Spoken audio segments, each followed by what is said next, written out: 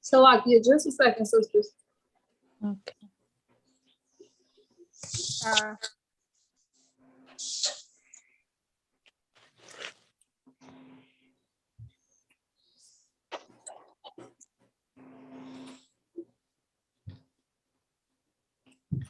All right, we're gonna get started. Shalom, sisters.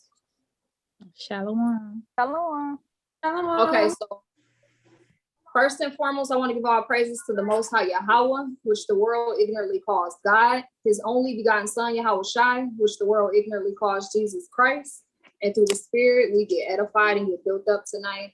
So, sisters, we're going to literally get right into it. The topic tonight is the absence of a father growing up, the effects that it had on us, if it had any, and then the healing. So, basically, I just want everybody to kind of go around and just, if you did have a father present, you know, the benefits of what you noticed in your life, or if you didn't have a father growing up, the effects that you think may have, that you may have on your life. Anybody can go. I guess I'll go first. So I did have mine in my life. I see the benefit from it. He maybe taught me like books for his boys later growing up. So that always been stuck in my head. Always guided me, you know, still give me pointers when I go out, you know, and hang out. So hey, stay focused, you know, don't fall for anything. Sis, all praises to the Most High. Anybody else want to go? I'll go.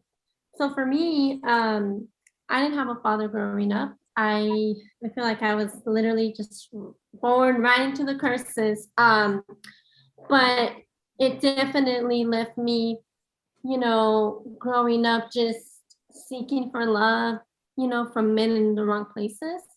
Very vulnerable, very unprotected, you know. And now that, and I mean, like, even now that I'm in truth, it's still kind of, you know, affecting me a little bit, because I'm learning through my Lord, you know, how to just, I guess, for lack of better words, treat a man, you know what I'm saying? Like, I've never had the opportunity of learning that, or like experiencing a man. So I'm kind of like working, and it's a struggle. But the Most High is so merciful, you know, and my Lord is so patient with me. But yeah, I think it's something that I still struggle even to today, you know. Francis. Colin, I'll go. So my dad was in my life, but he wasn't in the house. So it was like I wasn't taking authority from him anymore. You know, I was under my mom. So growing up, it was the same as Sister Catalina said, you know, just not having that guidance, no sense of discernment, who to avoid, you know, none of that. So it was just really just walking right into the curses, really definitely seeking love, just seeking someone to care. And at the time, like, I wasn't realizing when I got older that I just needed like a man in my life, like a father figure. But it was like I was searching for it just in men my age. And it was like they couldn't give it to me, you know, so I definitely felt that had an effect. I also feel like it kind of created a grudge also towards men in general, like a lack of respect. You know, like, especially when you see them leave. So, you know, I praise to the Most High for his grace and mercy, and just teaching us how important the man is. Cause it's like, when your father's not in the house, you don't think that at all. You think the woman is supposed to be leading everything. You know, you don't have that leader. So Sis. I had a dad. I had a father in the house, but in many ways I felt I really didn't. I don't know how to quite explain that, but to me, I didn't feel like my dad was the dad or a dad that I envisioned having, because in a way I was raised up by my grandfather early in my life, and I kind of reunited with both parents later on when I was like 9, 10. So I think in some ways I missed out on a bond from both parents. So it I'm now learning that there's a lot of trauma that my dad and my mom went through. So it affected the way that they kind of raised me. And it made me kind of, like Sister Kat said as well, like search for leadership. I didn't feel like my dad was like that leadership, you know. I just felt more so he was just like a voice that I just talking but no action in a way explain that. But of course he said go to school, leave the boys alone. I heard that, but missed out that connection of feeling like I was a daddy's girl, or just that connection was lost somewhere. So it made me very I was very green, you know. I was searching for something that I wasn't getting from him. And yeah, he was there, but he wasn't. So I don't know how to explain that further, but it was just something strange. But I and we clashed a lot. So it's a struggle. But I'm learning to, in a way, kind of forgive him for certain things that I went through. So I'm still learning that. Sis. Shalom, sister, daughter of Zion. How you doing? Hi, Yes, sister. sis. Hey, sis.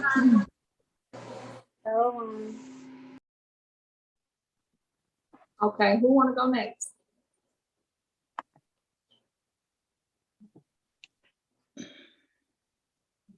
I'll go. Okay. I will say having a father in my life, it played the role in how I've had protection and security from a lot of things, and covering and guidance. So yeah, that's a lot of it. All praises. Sister, daughter of Zion, you want to go? And Mia, and then I'll go so we get started. So I apologize. I missed out on the conversation. I assume it's about the role of the father in your life. Mm-hmm. Okay. I guess I actually I grew up with my stepfather in my house for I guess he came in when I was maybe about 2. And so and he was always there. And he played the role of, my mother had 6 kids. He took care of all of us. What else? My mother actually stopped working early. She ended up having a heart transplant, actually. And so she became like a stay-home mom. And he did everything. I watched him actually, which was kind of awkward, not awkward, but now that I'm seeing it, he did both roles too. He he cooked, he cleaned, he ironed, she did too. And so they did it as I guess they worked together. So I watched them do that. I guess with that said, sometimes I did compare some of the things that my father did that my husband didn't do, Mm. you know, and things that my mother showed my brothers to do that, like for instance, my brothers, they mopped the floor, we washed the dishes. Heavy things they did, and light things we kind of did. You know what I mean? I have two sisters and three brothers, and I mean, he taught us. My father. Oh, on top of that, my father was I guess you would consider him to be handicapped, but he actually was a security. He was a sheriff and a police officer, and he had only the use of one hand, and he had one leg was shorter than the other. Mm. He died of Lou Gehrig's disease back in 2005.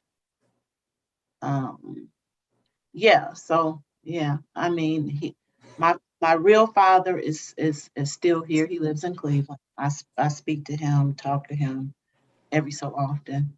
And when I do talk to him, he talks about how he regret things he didn't spend the time with us and things like that. But yeah, so I mean, it plays a role having a father in the house.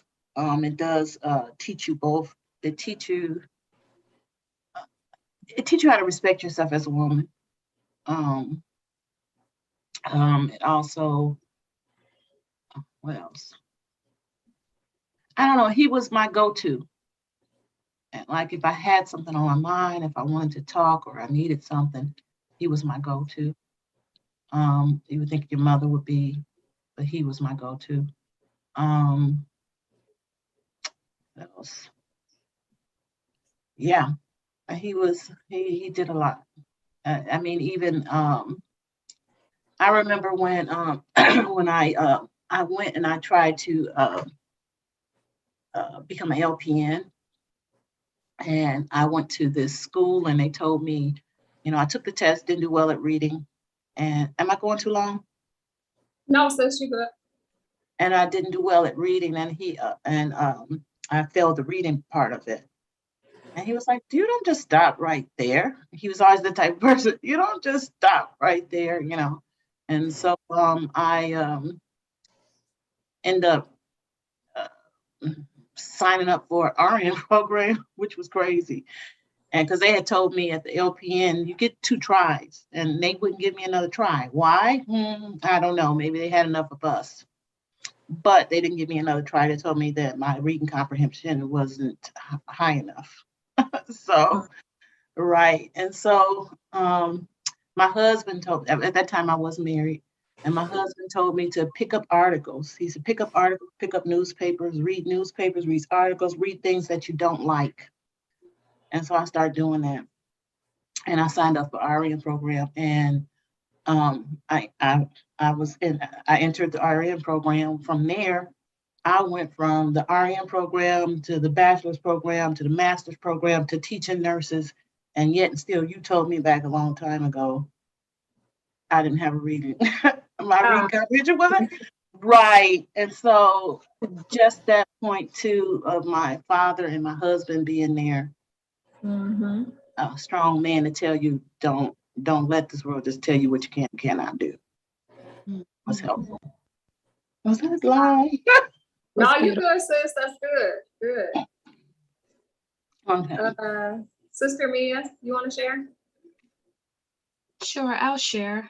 I had an active father, but he was not in the household. And, you know, it didn't prepare me for future relationships as I got into relationships, you know, which I wish you would have. So it does have a great effect when you don't have your father in the household, whether he's active or not, because it's still not the full communication that you would need. You still don't have a full time for the whole conversations that you need for the real world. So he was very active, you know, he was attentive, but I just wasn't prepared and I didn't have the tools that I needed as I was getting older that I wish I would have had he been in the house. Now I did have a stepfather for some years, but it wasn't the same. So yeah, having your father in the house does, you know, play a good role. Okay, so I would have to say, y'all, this topic actually made me go back to as young as I can remember and all the interactions I had with my dad. I would have to say, like, y'all, I was numb. I was so numb to a lot of stuff.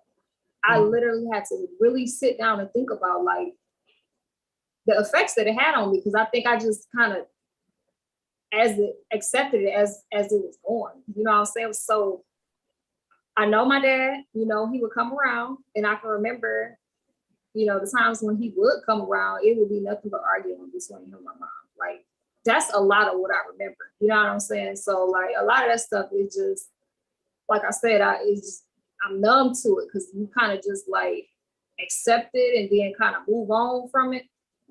But yeah, I had to do some digging. And then I had to look at my children and how my Lord is with them. And y'all, so it took some time for me to figure out, like, how was I affected? You know what I'm saying? Like, because sometimes you could be so scarred, you don't realize, like, you was really affected. You don't even realize how deeply you affected was. But I'm kind of skipping ahead real quick, because now I can see in my marriage how I was affected. Because being a helpmeet, that starts way back when you were a little girl at home with daddy. You know what I'm saying? That's where that starts. So looking at my marriage, I could see how greatly I was affected. You see what I'm saying? And all these years, I just was kind of numb to it, and just was like, it is what it is. You know, I'm not going to feel any kind of way about it. That's just what it is. But I can remember from 9 years old, my mom and my dad always arguing. He would come, give me my kids. She'd be like, you ain't getting your kids. Where that child support at? And he'd take my brother, leave me. And so that's kind of like what I started to get a resentment with him about that. Because I was kind of feeling like, okay, so you took my brother, but you didn't take me. So, like, do you hate me? And so kids don't know. When they kids, they don't know. Like, kids only know, like, what they see and how you treat them, how you make them feel. That's what they remember. So I can remember, I don't know at what age I developed like a resentment, but I knew at the age of 14, I had a resentment with my dad. And it was because he wasn't there. And so I was real angry with him. And I don't know, I hit 15 and out of nowhere, like, I just wasn't mad no more. Like, I forgave him. I wasn't mad anymore. And then at 16, y'all, I met my Lord. So what I would have to say is the Most High, he had it all planned out. He had it all set up. And I think that's a lot of the reason why I feel like I was numb to a lot of the stuff that I missed out on with my dad, because I met my husband at such an early age. You see what I'm saying? Literally, like, right after I got over that stumbling block of having a resentment with my father, I met my husband. So it just kind of, you know what I'm saying? It just kind of transitioned into that. But I kind of wrote down some stuff that I noticed, you know, that I struggle with today in my marriage, that I felt like I shouldn't have struggled in this. If my father was present and, like, did what the Bible requires a father to do, to be there with their children, to guide the household, be in authority and rule, and I wouldn't struggle with what I struggle with today. And I would have to say correction. Because, you know, as a little girl, daddy gonna correct you when he's there to correct you, to lead you, to guide you, to instruct you. You know what I'm saying? To teach you about these little knucklehead boys, that they be only want one thing. You know what I'm saying? Like, we all done heard that. Right. The father is supposed to teach you about good attributes from masculine men. You see what I'm saying? And 9 times out of 10, a daughter that grew up in a house with her father, she's kind of looking for a husband that's like her dad, because that's her first interaction with a man. You know what I'm saying? So I missed out on a lot. And I didn't realize it until I started looking at how my Lord is with my children and the stuff that I struggle with as a role as a woman.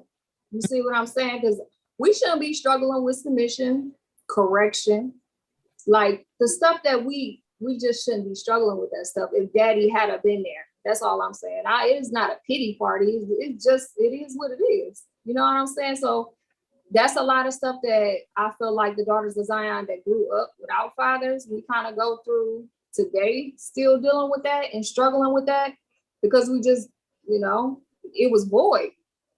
So guess what? If that's how the household was set up, then I would have to say that we were in a deficit growing up. We already in the negative because what the other kids got the advantage of having a father there with that guidance and that structure and that correction and that protection feeling, because it was 9 of us, y'all. My mom, like I said, y'all, my household was chaos. It was chaotic. It was too many of us. She raised us all, wasn't no man present. And so the only thing I began to learn about men was watching how my mother dealt with them. You see what I'm saying? So this is what I'm learning when daddy was supposed to teach me, but now I got to see her argue with him. And that's the, all that's in my mind. I'm picking this up. Look, these kids be picking stuff up and they soak it up like a sponge and they don't forget. They literally don't be forgetting. So I'm watching how she talking to my dad and how he talking to her. And it's happening so often where I'm like, this is normal. This is normal. Like, this is what I got to look forward to when I get older. That this is the outline that y'all are laying, the foundation y'all are laying for us. You see what I'm saying? We don't think about our children at the time. You know what I'm saying? Adults only think about what they're going through at that moment, not realizing that your kid is sitting there watching every single thing. You're teaching them. You're literally teaching them. So I feel like I was taught bad habits when it came to men. Just watching my mom, she didn't submit to men. You know what I'm saying? And I'm gonna just leave it like that. Out of reverence, but yeah, I would have to say is a lot that I missed out on. I'm not mad about it. I can accept it.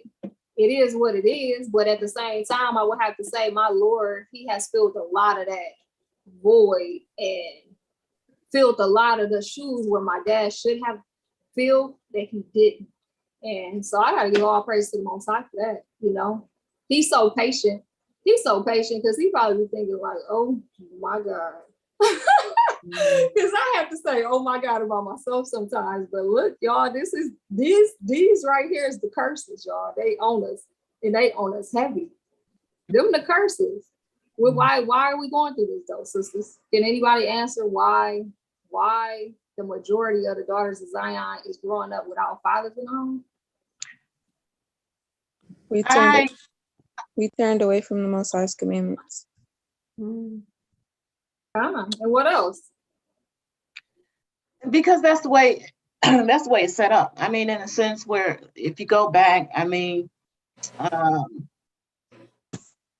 this world has set it up so that they're against our men, and women don't realize it.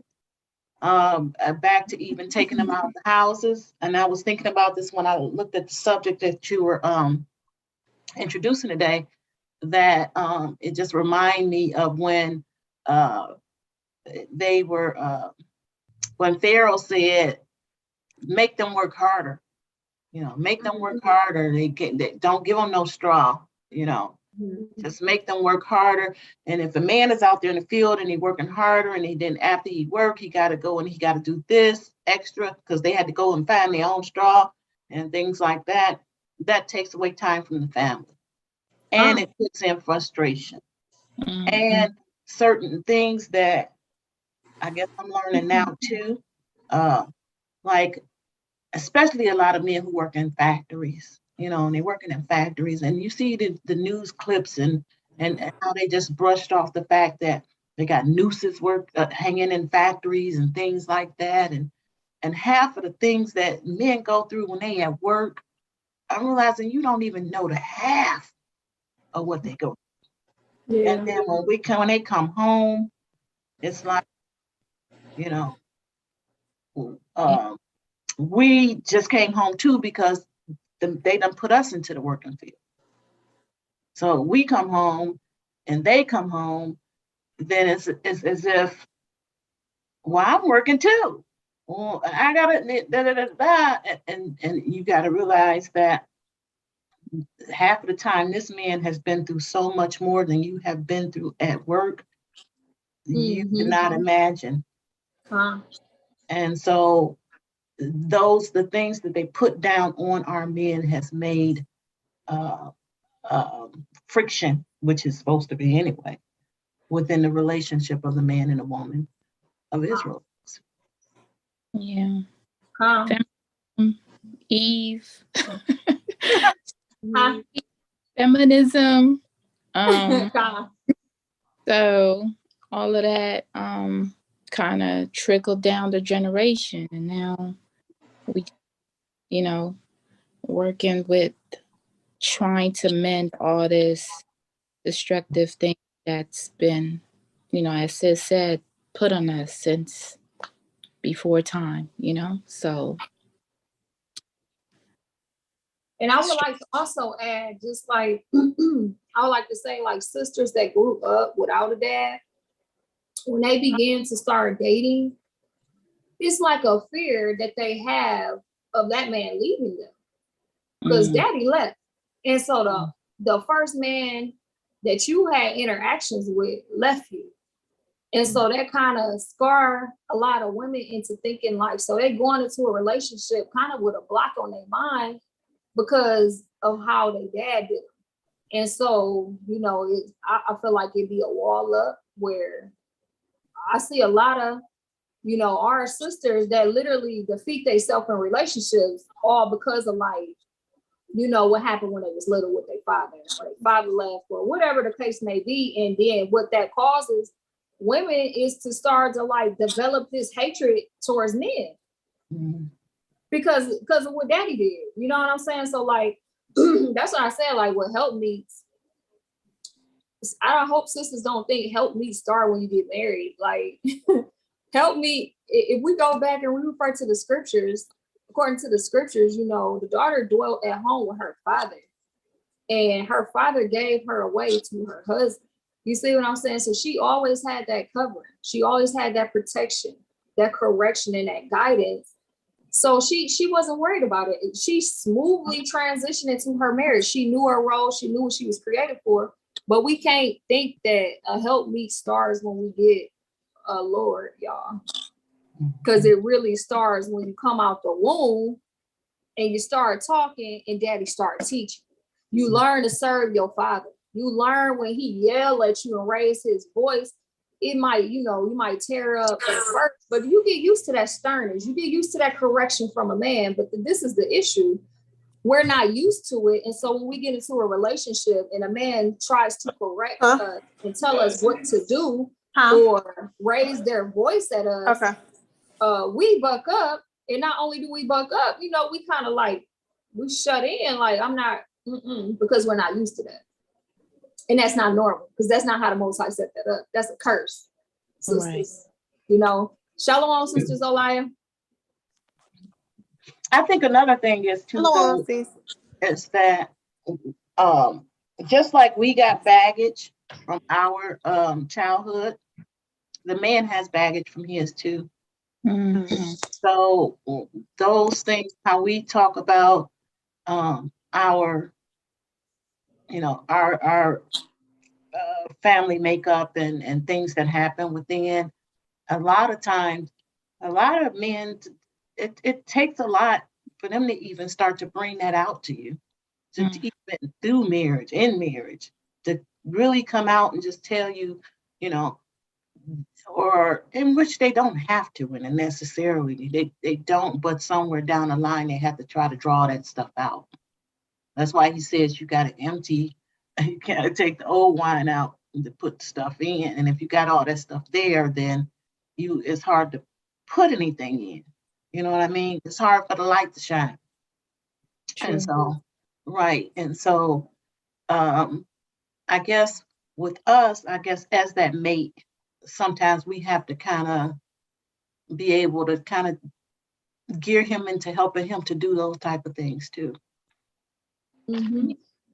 And that's what even with the, even with your lords, try to tap into their childhood, trying to figure out how they were raised. I think me growing up now and understanding, I'm trying to tap into my dad as well, because I had so much resentment toward him growing up. And I'm thinking, you should have been better, why weren't you this, in my head, why weren't you this way? And I said it to him too, like it, but then like, starting to, because when you grow up, you look at your dad like a hero. He's supposed to be that dad, lift you up, all those commercials. The dad, he's twirling you around. He's, doing all those, dad with you. And when you look at your dad and he's not doing those things, and you're lacking, and interactions with my mom and certain things so it was building more resentment, trauma, went through more resentment, but then now I'm like, okay, I grew up. I'm like, what happened to him? Like, why was he that way? Why is he that way? And then I'm learning all this traumas he's been through as well, way early. So much happened. He went through war. He was a child of war. Like, so it was like, oof. Right. Stuff too. And you couldn't talk about it because you were brought up in that age where you just keep everything in and try to hold everything down and try to do the best you can as a parent. That's the era he's coming from. And he's not coming from an era where it's like, go speak to a therapist. He's not coming from that era. He's coming from the silent era. Be quiet, be a man, handle your business, So I think I'm, like you said, sis, trying to learn about his past traumas too, trying to make him human to me, and not look at him just as a dad, but look at him as somebody too. That's what I'm learning in terms of like my forgiving stages that I'm going through with my dad right now. So good. Sis. So sisters, what would y'all have to say with, so if dad was absent, right? If daddy was absent, who were we learning from in regards to how men should be, how we should treat men, how we should talk to them, how we should deal with them? Like, who is we learning this from? So that would be my mom. I said the same here. So on the other side of that, I looking back, to be truthful, my mother was a helpmate. She was one, and I looked at her like, oh, she just one of them down south people, just keep on thinking that she gotta do this and that. And no, that wasn't the case. Even just like when I was telling you guys last week, where I was saying I work so much, and it just now to this like when I got in the word and stuff like that, or when he kept on gearing me away from it. Where when I say he, I mean Most High, and I was working so much that I wasn't spending time with my family. I was going from, like I said, going from the ER to whatever, and everyone, and the weekend, I would, grab my mother and me and her go shopping and, this and that and the other.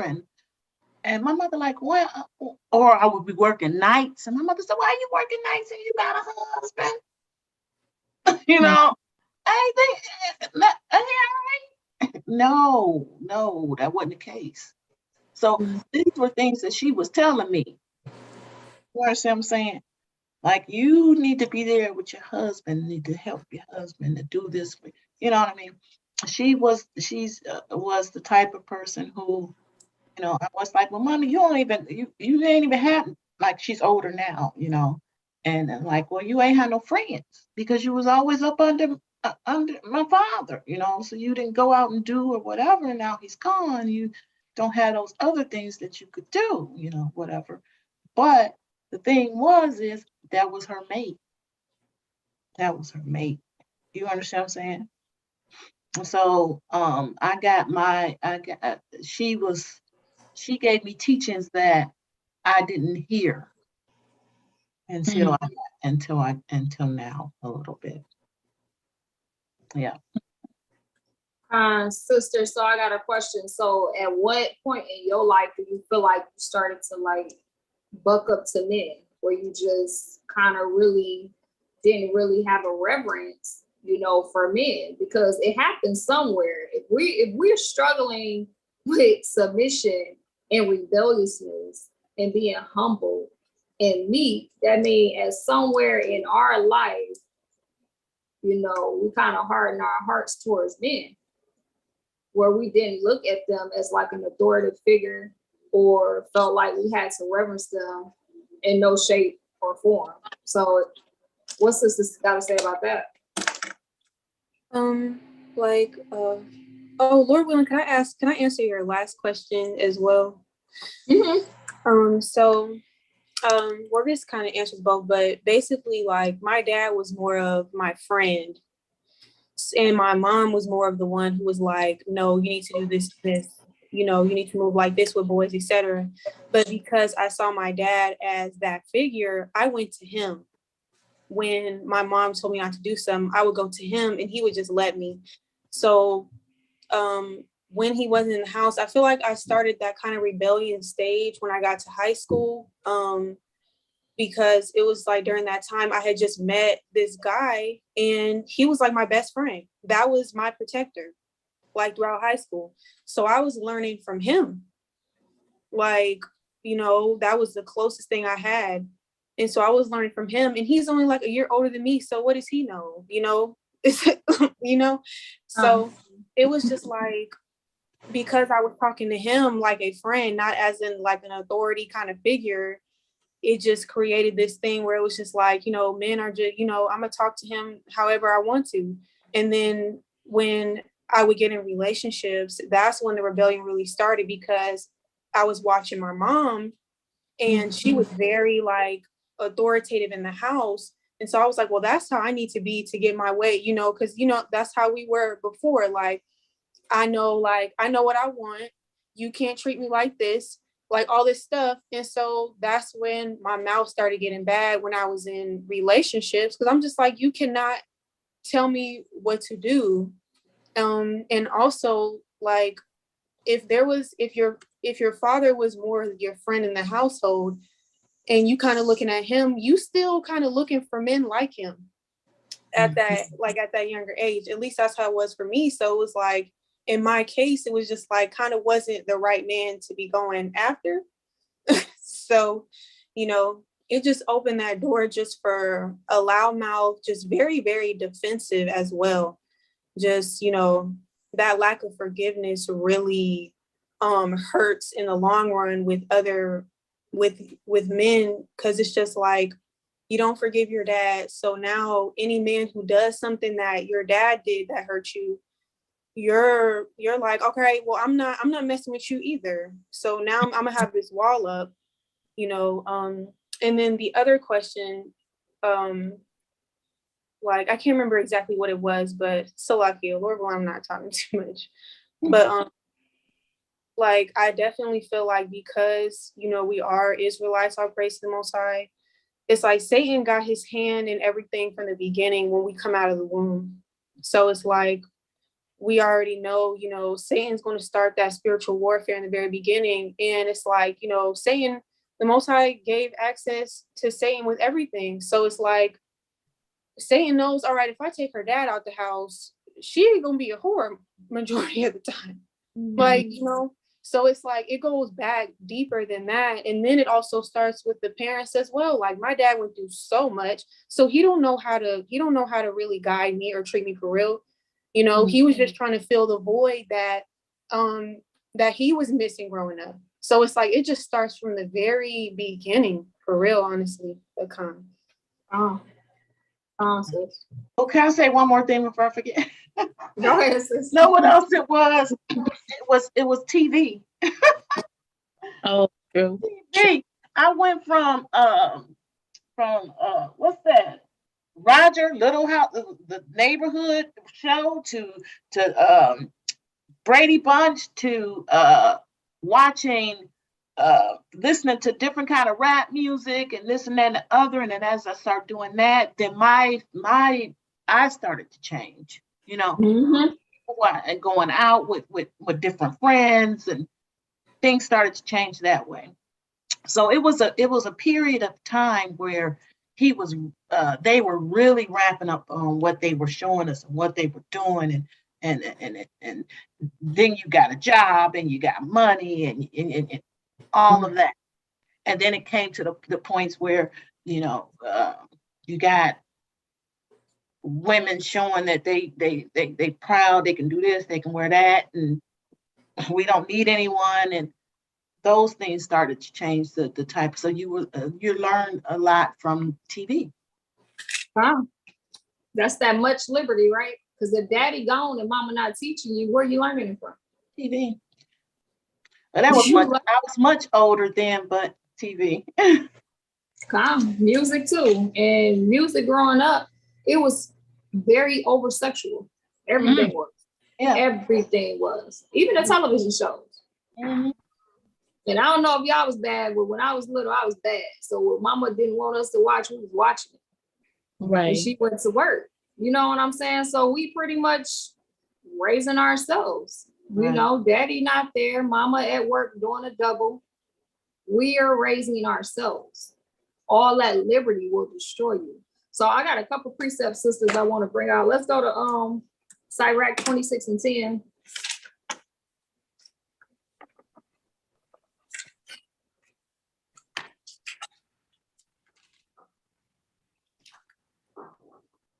I had to look up and find out you were talking about Ecclesiastes. All right. It reads, it say, if thy daughter be if thy daughter be shameless, keep her in straightly, lest she abuse herself through much liberty. Mhm. Much liberty in anything.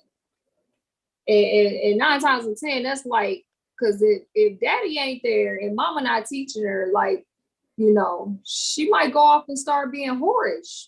You know what I'm saying? All this liberty is being given to her. There's no guidance, there's no structure, there's no correction, there's no nothing. So she feel like she can do whatever she want to do. And this kind of mindset, it sticks with women as they get older. It just gets stronger and stronger and stronger and stronger. Let's go to Deuteronomy 11 and 19.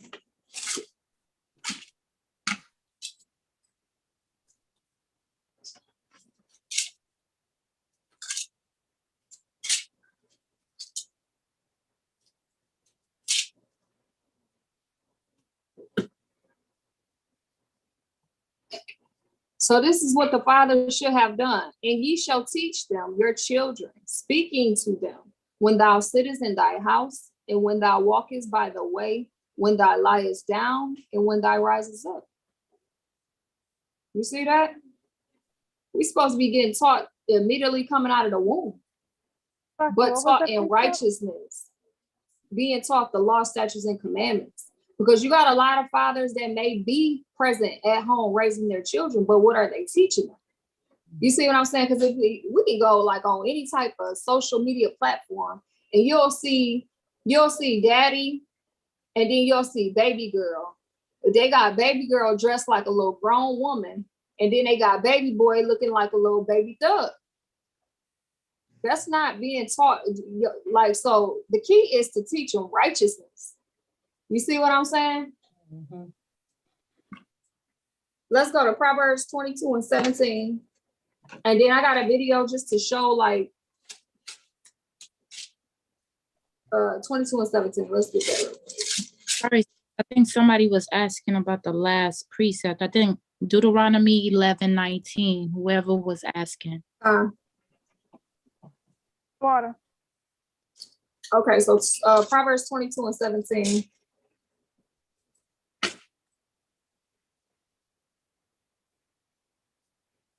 It says, bow down thine ear and hear the words of the wise, and apply thy heart unto my knowledge. You see what I'm saying? Like, if we not being taught this, how are we going to know to do this? Because wasn't man given dominion, authority, rule over his family? And if the man decides to dip out right after he just got up from his pleasure, then who's gonna lead and guide his household? Who's gonna teach his children? Yeah, we all understand this is the curse, but the point is, it's a curse that's not being broken because it's still happening until today. We're still dealing with this. Right. Single mothers and men procreating and not taking care of their children. You know what I'm saying? So it's a bad, horrible generational curse, man, is what it is. But I wanted to get a video on, because now at this point, like if the daughter doesn't have a father and the only thing she's learning is how her mother treat men, then she's gonna create this masculinity spirit about herself where she feel like she don't have to bow down or submit to a man or any of that. She's gonna put herself over him. So I'm gonna share my screen and just share this video with y'all real quick.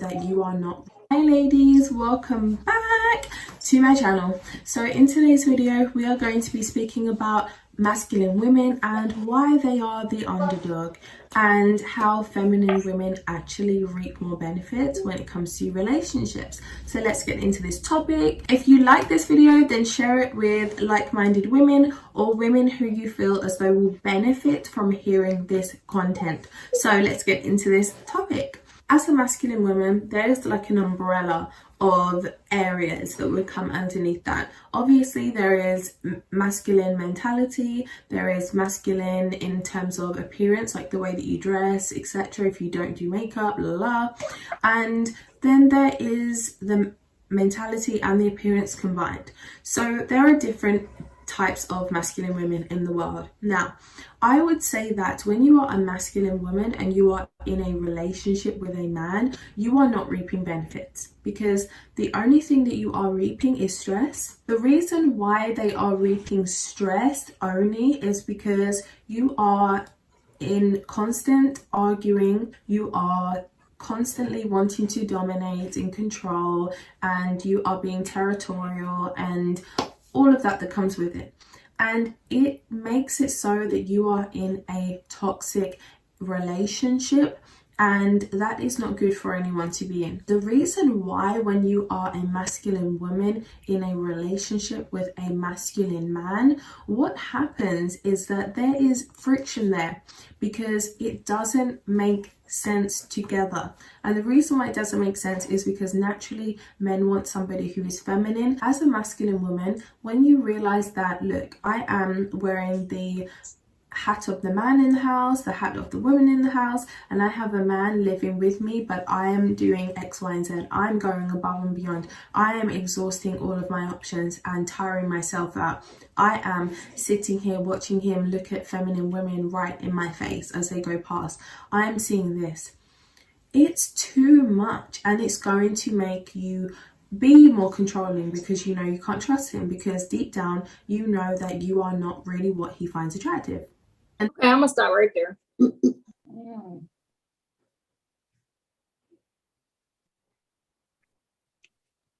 All right, sisters, we'll elaborate. What do y'all think about what she just said? She hit the point. I agree. She, I agree.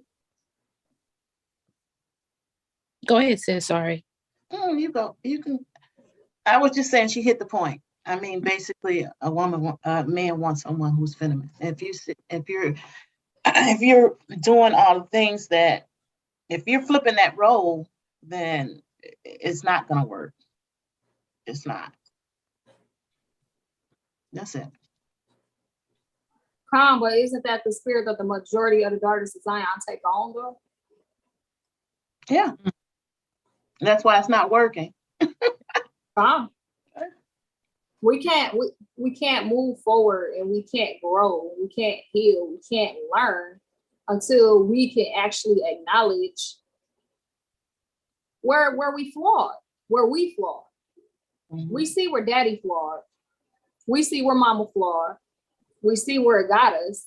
Now we got to look and see where we flawed. You see what I'm saying? That can't be ignored. And we know it's the curses, y'all. But what man want a woman that act more masculine than him? No.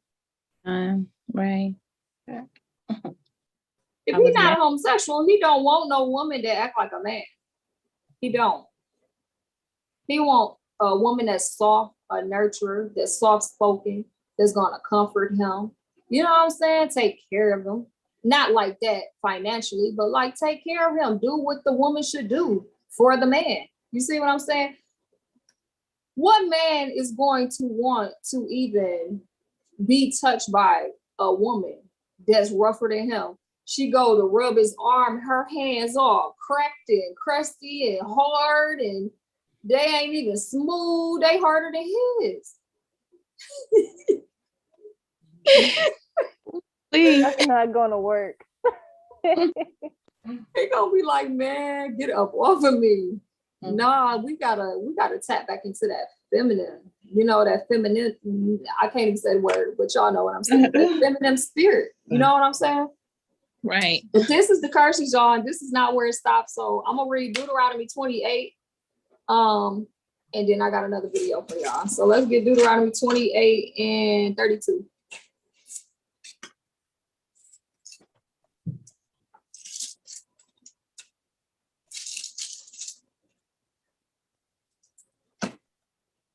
So this is what happened because we rebelled against the Most High.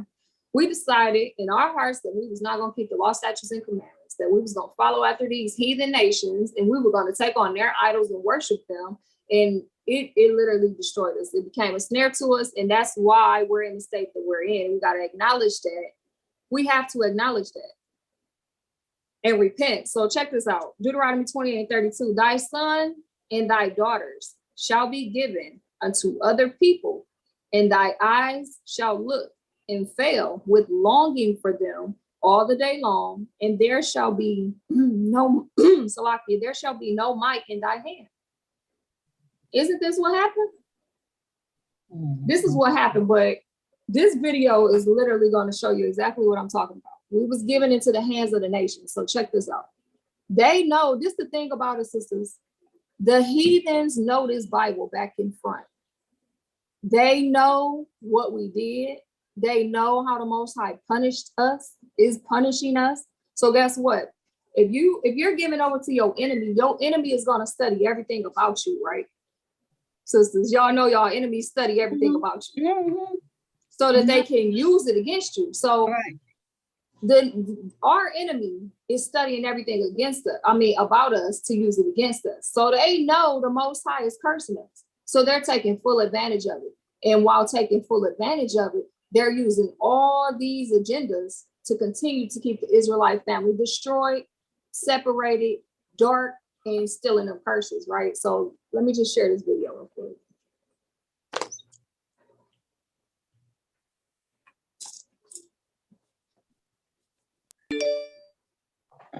Can y'all see? Yes. Okay. Y'all can see my screen? Yes. All right. Fine. All right. Okay, we're going straight here. So we was given into the hands of these wicked heathens, right? And this is what they're doing to us. My relationship with to keep us destroyed. Research assistant. I went to Washington University to graduate school in 1964. I was working on a National Institute of Mental Health funded study on social problems in public housing. My role was to study women and girls in Pruitt-Igoe. I was 20 years old. I had just gotten out of college. Some of the girls were 18 years old, and I was 2 years older, but yet my life was vastly different.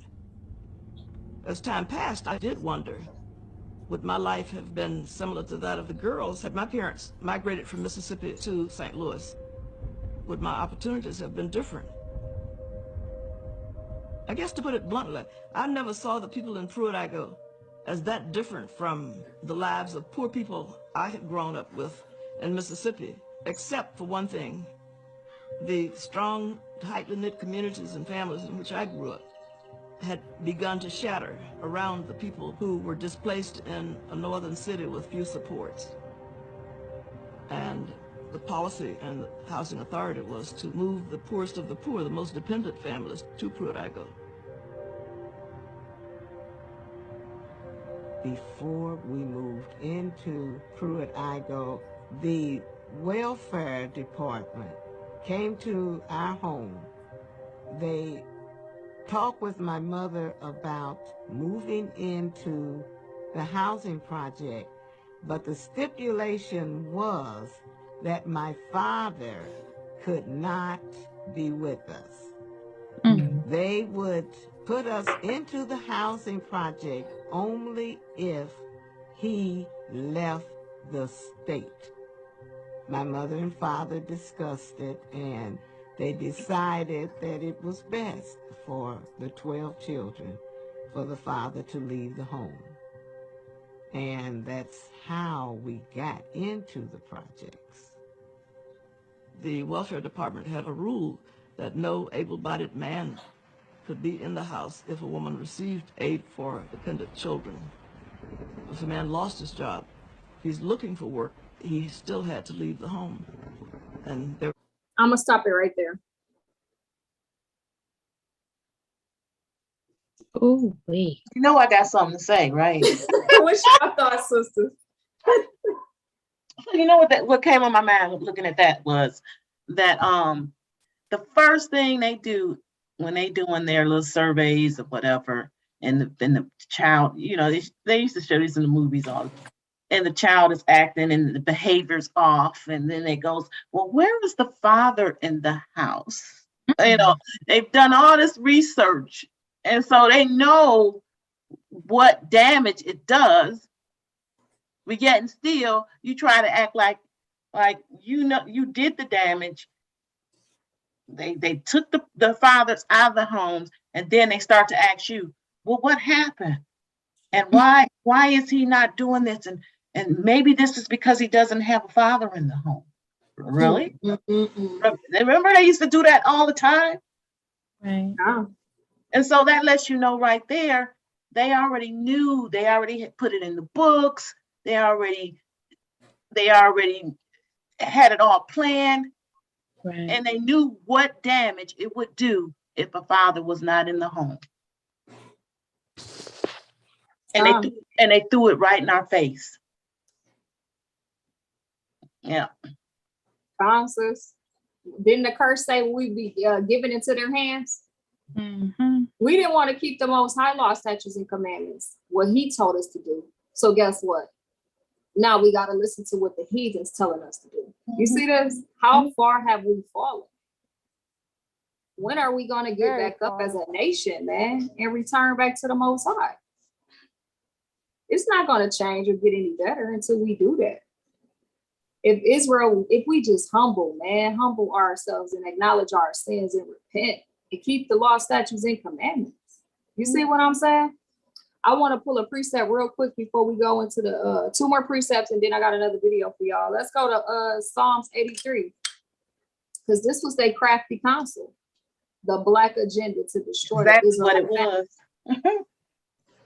Crafty counsel. It says, Psalms 83:1, keep not thou silence, O God, hold not thy peace, and be not still, O God. For lo, thy enemies make a tumult, and they that hate thee have lifted up the head. They have taken crafty counsel against thy people and consulted against thy hidden ones. They have said, come and let us cut them off from being a nation, that the name of Israel may be no more in remembrance. Ain't that what they did to us? Ain't that what they're doing to us? Exactly. Doing to us. This is what they're doing to us, y'all. But check this out. Guess who's helping them? Guess who's helping them? We Basically. The women. The daughters of Zion is helping these evil heathens to destroy the Israelite family, man. Not all. Y'all know I'm not talking about all when I say that. You know, we talk about the wicked daughters of Zion is continuing to help them to keep the family separated, to keep the family destroyed, to keep the melanated man, the Israelite man oppressed with 2 foot on his neck, not just Esau, but Eve too. And hit him with that child support. But let's go to Deuteronomy 28 and 54. This is another one of the curses. And then I got a video.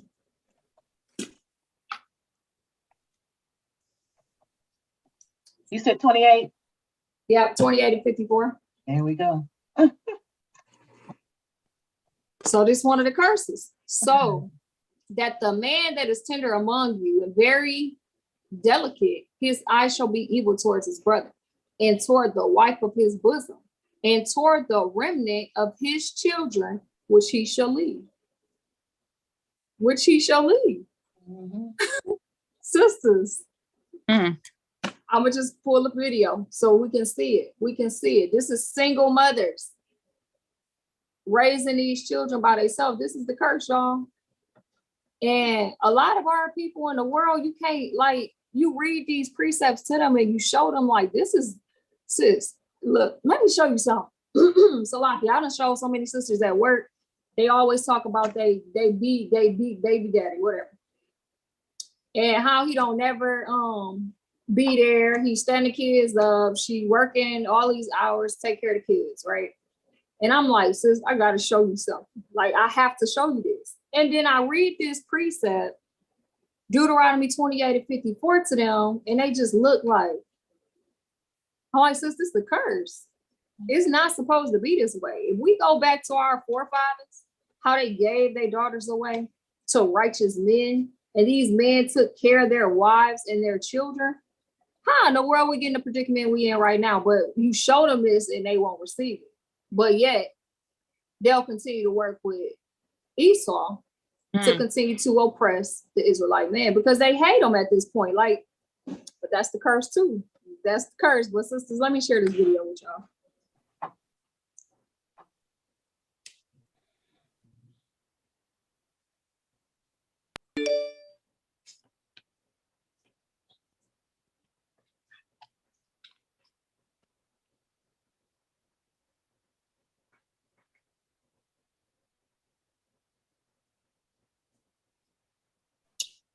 Here we go.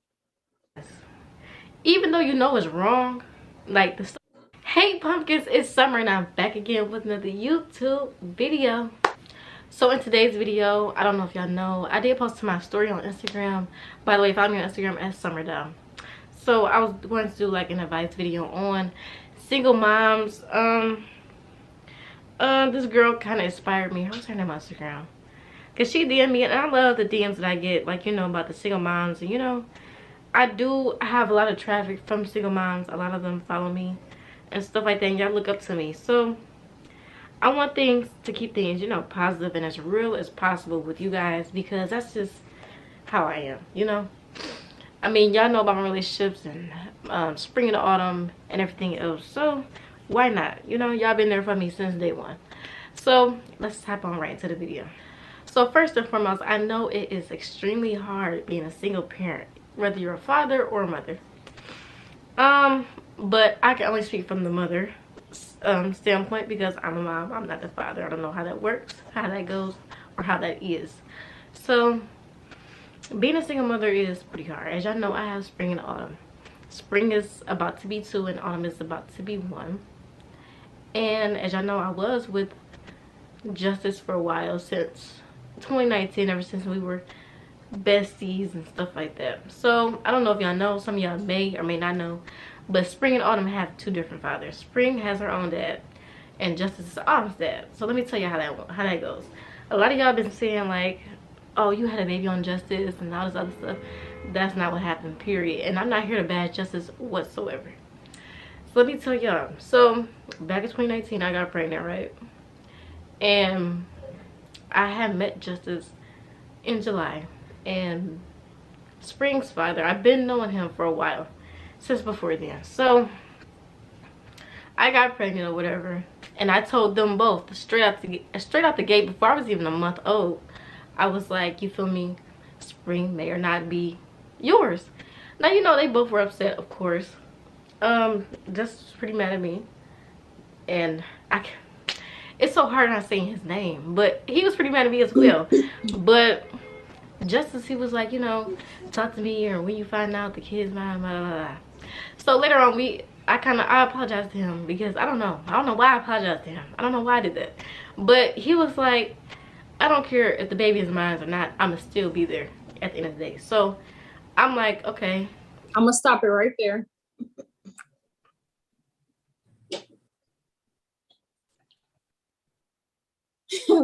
What's y'all thoughts, sisters? I say from that video that it brought confusion and pride because she was dealing with two different guys. And then she said, when she apologized, she said, I don't even know why I apologized to him. I was like, that's kind of prideful, you know? Oh, I'm a single mom, you know. Sadly, me and my ex-husband divorced, and she just brought a lot of it just seemed so, no, she has no humbling spirit. She's no shamefacedness whatsoever. You know, and she's just acting like all these men are like disposable, the father of the kids. It's just, you know, just so unfortunate, you know, and she looks like she's very young. And she's juggling two men with two babies at this very young age and still hasn't learned. She doesn't seem like she learned anything from what she's been through. And I feel like the way she's moving, there might be a third, fourth, fifth. It's so unfortunate. I don't know. So unfortunate. Did sisters catch what she said at the end? What she said? He said, even if the baby's not. Oh yeah, he wanted to. Yeah. So, and we're gonna get around to that, the wickedness of Eve, because that's wicked. Because you got Eve today having a pleasure and getting up and getting angry with this man. Get pregnant, have a baby. She been with about 5 men. She don't know who the father is. But whoever she's the angriest at, that's who gonna get that child support. And I can't stand saying this, y'all. This is so wicked, y'all. This is wicked, man. To go down and put a man on child support when you know that's not the father. That's not the father. You see what I'm saying? But these is the curses, sisters. So let's continue. Let's drop down Deuteronomy 28 and 50. Let me see. 56 through 57.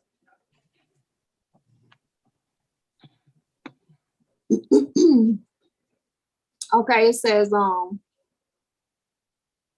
so that he would not give any of them, Salakia, 56, the tender and delicate woman among you, which would not adventure to set the sole of her foot upon the ground for delicateness and tenderness, her eyes shall be evil towards her husband of her bosom, and towards her son, and toward her daughter, and toward her young one that cometh out from between her feet. So I'm gonna stop right there.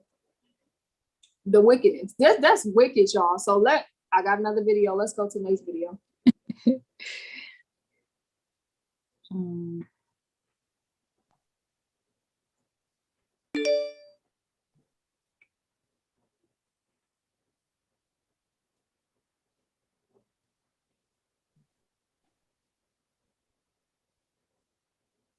All right, let's see.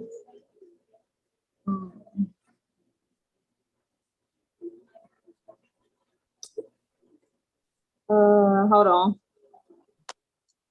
It's so many of them, sis.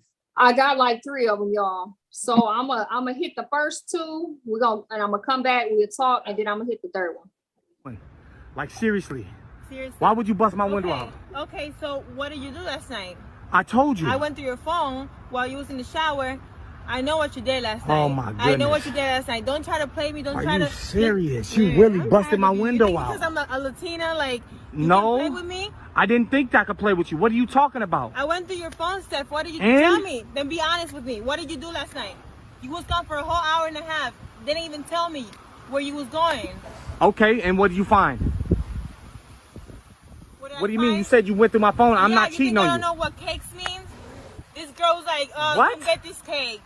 Yeah, come get these cakes at 10 p.m. Oh Like, my what? goodness. Come get these Are cakes. you I know. serious? You That's think I why don't you know? busted Just out my because I'm window? from DR? Just because I'm from DR, you think I don't know what cakes mean? Do you know what today Yes, is? I do know what cakes mean. First of all. Okay. First of Look all. at this. Oh my goodness. Now go get Okay. them cakes then. Go Okay, get the smarty cakes. pants. Okay, smarty pants. Here's these cakes, huh? These are the cakes. Here. What is that? What is that now? Cakes. You're playing Happy with anniversary. me. Happy anniversary. September 19th. Goofy. It's our anniversary from last year. Oh, wow. Oh, wow. So what do you got to say, huh? What do you got to say? Well, why didn't you tell me you were going to go? What do you mean, why didn't I tell you? Are you serious? Why didn't I tell you? Why would I have to tell you if it's a surprise? Did you even read the whole messages, Goofy? Oh my goodness. That's all he said in there. Read the whole messages. What does it say? Well, that's all you seen, huh? You just seen, come get these cakes. Huh? Oh my God, I'm sorry. I literally. Did you see the pictures in there? Because like you literally left at 10 p.m. Like you never do that. Well, maybe I was trying to surprise you. That's why I was acting funny. I thought You kept on asking me. I thought you forgot about our anniversary and everything. Like I was really heated today. Like, why you think I forgot You was about it? acting weird. Like you was acting different. Well, why do you think I said? I'm gonna stop y'all. Let's talk about this real quick. Why would he tell you if this is a What's y'all thoughts about that? Why would he tell you if it's a surprise? And you know she wasn't like if anybody listens to somebody's phone, you'll read the whole thing. If you find something interesting, okay. That would feed you to read more, not just stop right there, then leave. And then it was pride in her because she didn't Hey, want but to check podcast this at out, first though. when the cake was in front of it. Eve say she want a king, right? And then she get a king, and Eve burn the kingdom down. Treat him like a joker. Come on, man. That's just one. That's just one. But let's get the other 2.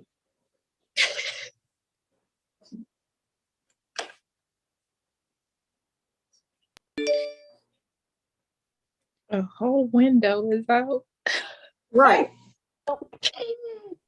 That's what you call insecure. Oh my goodness. Jeez. Check this one out. Don't kill. Damn. When you don't answer the phone after 10 calls, this will happen. Oh, she just said that That's nigga why said. you don't eat. No, I with my shit baby at a mama female would. Well, my baby mom don't bleach my clothes, but god damn. She just said that nigga shit on fire. I'm talking about brand new Dre. Everything brand new, and she set it on fire. Ooh-wee. And she not playing. She ain't playing. She got a whole fire, that bitch. A whole big fire. Whole big fire. She ain't playing with it. Somebody call the fire department. Bruh, y'all whole female crazy as No, fuck. Oh, when God. they call, Bruh, you better put that shit out, bro. They gonna call the fire department on your stupid ass, We bro. got a fire extinguisher. Oh yeah, you better get that fire extinguisher, bro, for this shit catch Oh no, it on ain't gonna land, kick. bro. It ain't gonna kick. It ain't gonna kick. Hell nah. I'm gonna stop Oh it right God, there. it ain't gonna kick. Hell Oh, nah. she just said. It's the commentary for me, but So, sisters, these the curses, y'all. Eve hate Jake and Jake hate Eve, man. These are the curses. These the curses. And this is what makes it worse. So, you know, it's a saying out there, you know, that the so-called Black woman, she will not submit to the Black man, right? So-called Black man. So why is it that she'll submit to an Edomite. That means it's gotta be there. It's in there. She's just, her eye is evil towards the melanated man. So I showed this video a while back. I'm gonna show it again because this literally just showed the curses of Eve and Jake, like how they really truly hate each other. But when it comes to the other nations, you know, you willing to bow down, kiss their butt to satisfy them. And that's all. So hold on. Salakia, I did have something real quick. It was a post I saw on Instagram, and it was just talking about slavery and the effects that Esau continuously, you know, raping our women and, you know, having the women in the house and stuff, how it had an effect. And basically the post was just, it was just, you know, Eve talking in her form, just like, you know, this man was raping me and beating on me and you didn't do anything about it. You know, like he, you know, like you didn't protect me. You didn't do all these things. And it was just like, those are like the mental effects. Cause it's like, you know, we were just talking about how, you know, we see our dads as Superman, like he's supposed to protect us. It's like, that's how we supposed to look at our husbands as well. Like they're our hedge of protection. So it's like, if our hedge of protection is under death, if he tried to protect you, you know, and at that time, the Most High was not dealing with us, you know, during those times. So it's just like, you know, they're afraid to stand up to Esau. So they're not going to protect their wives. So that creates a callous with us, you know, back then, just like, dang, you know, this man can't even protect me. And so it's like, you know, we all know, you know, just, you know, that interaction is still brings in those like lustful effects. So it's like Eve got lust towards Esau because she in the house, she getting raped by him and all these things. And those have just horrible effects. And you start to like kind of cleave to that. So I just wanted to bring that up. Sis, that's a good point. Dad too. Dad is not home. You're mad at your dad. You transfer that hate to every other man that look like your dad. Right. Y'all gonna really see it in this one. Watch this. Hold on.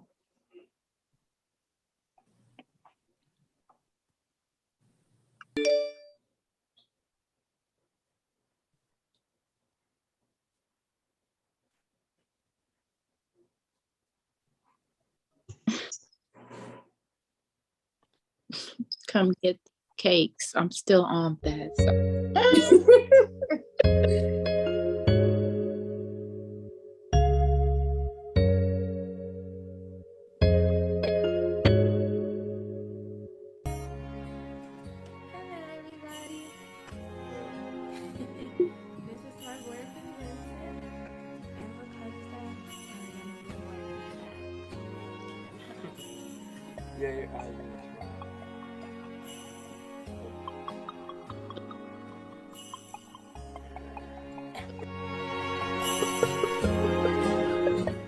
Who wears the pants? I wear the pants. I wear the pants. You wear the pants? We both wear the pants equally. Okay, he wears the pants. We're here today to do it's a tag going around YouTube. I think we're going to do a 50 facts, but I think that's too long for us. We're just going to go ahead and do like 20 facts. What? 20 facts, so that's 40. No, I was saying like 20 facts split. So it's 10 facts. No. Let's just do 20 facts. Okay.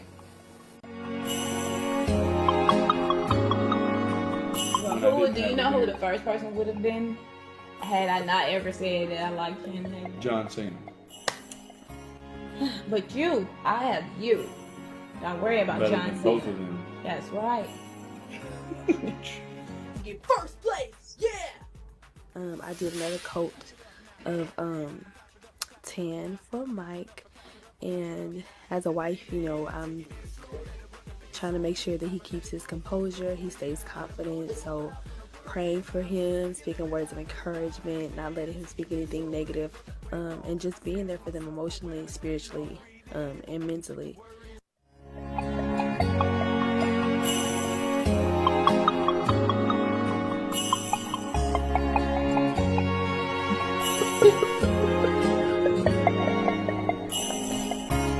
YouTube. My name is Keisha, and this is my husband, Josh. We're gonna be doing the interracial husband tag. I was like, I'm tired of dating. I hate dating. It sucks. I don't want to do it again. I want to be single for the rest of my life.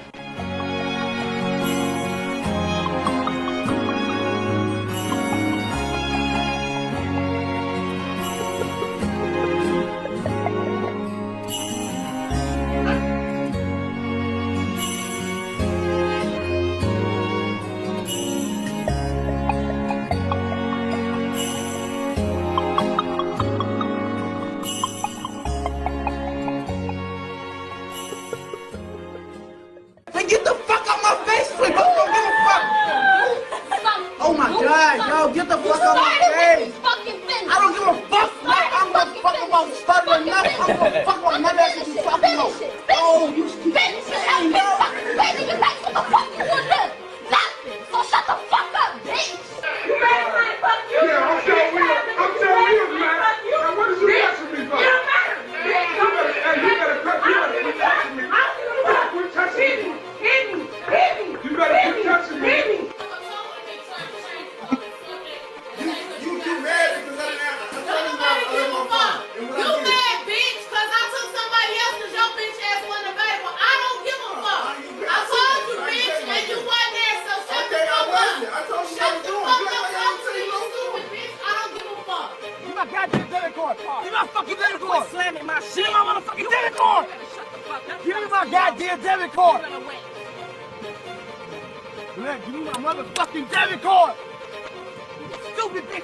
$30 for that shit. You better stop getting her shit. Bitch, I just like $31 fucking dollars. What is wrong with y'all? Over a song? You acting like a bitch. You just did. You just did. The fuck you talking about? What the fuck you talking about? What the fuck you talking about? I want to suck your dick. I would eat a. Let's stop right there. Yeah.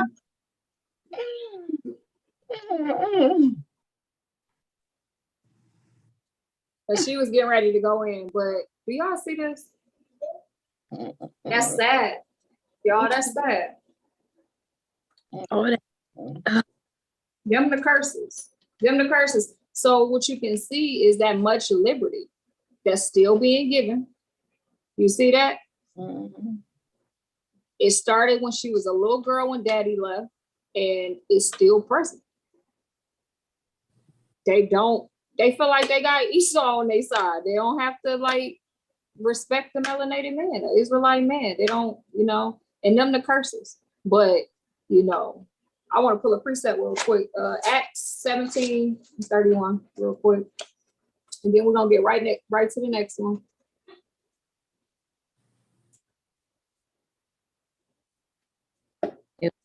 Wait. Huh?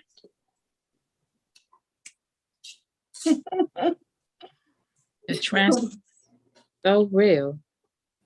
Y'all see how humble and submissive they was to the Edomites? But how hateful they was to the melanated man? That's sad, y'all. It's very sad. But it's real. And them curses. Okay, so Acts 17 and 30. Let's get 30. Okay. It says in the times of this ignorance, Yahweh winked at, but now commanding all men everywhere to repent. So that liberty is running out. You know what I'm saying? We can't, the daughters of Zion can't keep living like this. At some point, they got to acknowledge their sins and repent before they get destroyed, because we're literally in the last hour. But we're going to continue on with the next video. So obviously it's the child support. But are y'all seeing how it all started at home when daddy left? And this cycle has not broken. Like it just got worse and worse and worse and worse. And then now it done trickled down to the baby. You see what I'm saying? Now she's scarred, she's hurt. Now she done went down and laid with a man, got up with a baby, And now that same hatred she had for her dad from not being there and leaving, she has probably times 10 for Jake, who left her with this baby to raise all by herself. And so like the cycle, this curse just continues. So where do it stop? Do it stop with the baby that she just had? Or do that baby grow up and she now hate men 10 times more than her mother did? Or do the son grow up and he hate a woman 10 times more than his father did? It grows like a domino effect. Domino effect, true. So the next curse, because is child support. That's the curse, y'all. That is like, that's so, I feel like it's evil. It's evil the way that women use it, the way that they use it. You see what I'm saying? The thing is, I thought, correct me if I'm wrong, I thought that if they're on like any kind of welfare or anything like that, and that welfare gets that money and they don't even get much of it. Right. Right. So they basically selling themselves for some warfare. But they don't care though. This is the thing. They don't care. They're taking it out of his pocket and it's basically going to the government. The hatred is towards him. It's and that's not why even they're going to doing the kid.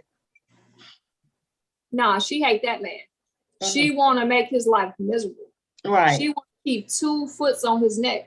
The Edomite foot and Eve's foot, to where he cannot breathe anymore. I always said child support was one of the wickedest, evilest devices that they could have set up for Israelite man, because he literally can't dig himself out the hole. And then Eve so wicked, she'll wait till them kids turn 17 and then go file child support and do back pay for 3 kids. Y'all, I'm 36, my brother's 37. My dad is still paying child support, y'all. Wow. That's madness. And it's all going to the government. Yeah, come. So I think I'm gonna get the video first. And then we'll bring the precepts out. So let me grab this video. When y'all see this, check this out.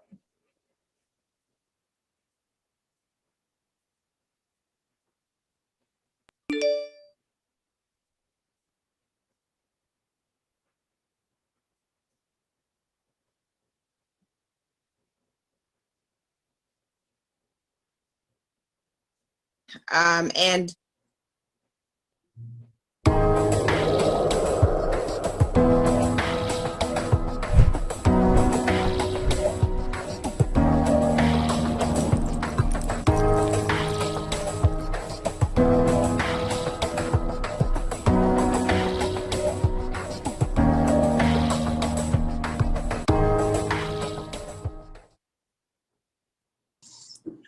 hey everybody, No Malangam, Shali Moses here. I'm with my good friend Shaquita Graham, and together we are Married Women's Business, and you can find us at marriedwomensbiz.com. Our topic today is actually related to something that Shaquita shared with me, where she showed me a paycheck with 4 child support orders, and in the paycheck you can actually see how much money the person made and what happened after all the child support was taken out. So it got us talking, and we thought this would be a great conversation to have on air. First of all, how are you doing today, Shaquita? I'm okay, but I just can't with this topic.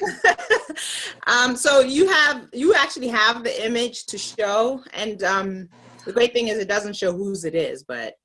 Right, okay. So we see that this person for a 2-week period made $14.87. I have a problem with that to start with, and I understand because I have been there, but we're going to talk about why I have a problem with it, so don't jump to conclusions. And then we have these 4 child support orders right here. One for subtracted $268 from the pay, -31, $233, $152. And I don't know, this paycheck ended up being $416. It looks like it was really like around $800, but he put $416 in checking also, maybe. No, it ended up being $400. $400 for 2 weeks. Right, because if you take $1,600 just from the statutory, you already have $200 off. So that brings it down to $1,400. Then you have at least $700 in child support. So right, maybe I don't know. It looks to me like you're right. It looks like you're right. But the bottom line is this: the person was already, number one, mandated to live, raise a family or live off of $1,400. That's basically like $3,000 a month, give or take. Okay, that's $36,000 a year, which I've heard is the annual income, the average annual income for Black families. And then on top of that, with 4 child support orders. So there's just a lot to talk about with that. I mean, do you want to get started? So the child support was my reaction. And when you kind of first shared this with me, my first thought was, why does the person have child support? And of course, the answer is it means that he had kids with a woman that he's not married to 4 times, whether it's with the same woman or 4 different women. He had 4 kids out of marriage, or if there was a marriage, the marriage dissolved. And to me, it spoke to the importance of building solid families, a man and a woman building a marriage and building wealth together instead of getting a paycheck and before it even gets home, part of it has already leaked out. So then you get into this position where you're barely even making it. I actually, compared to when I used to work full time and have what I used to call side hustles, I feel like I've become more frugal and I've downsized a lot. But even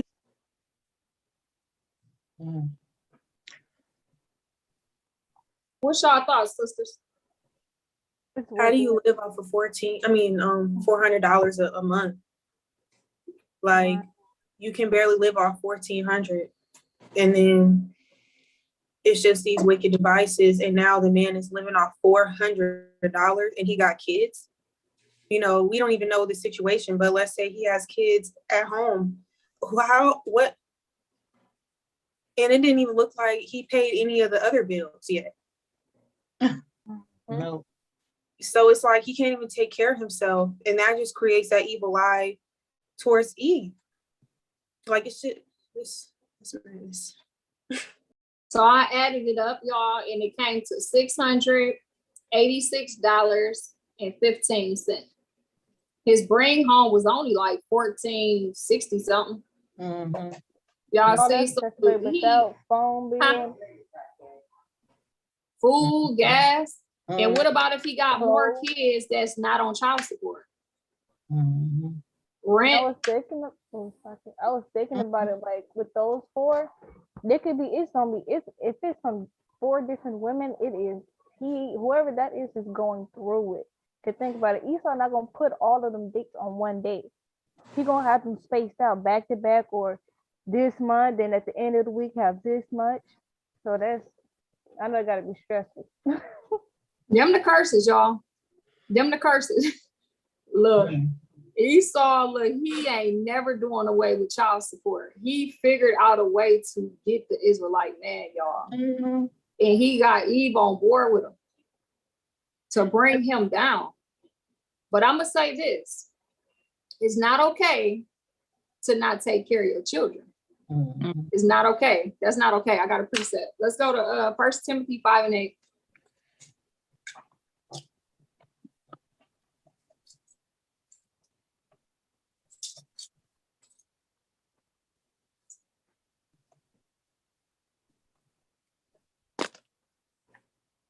It says, but if any provide not for his own, especially for those of his own house, he have denied the faith and is worse than an infidel.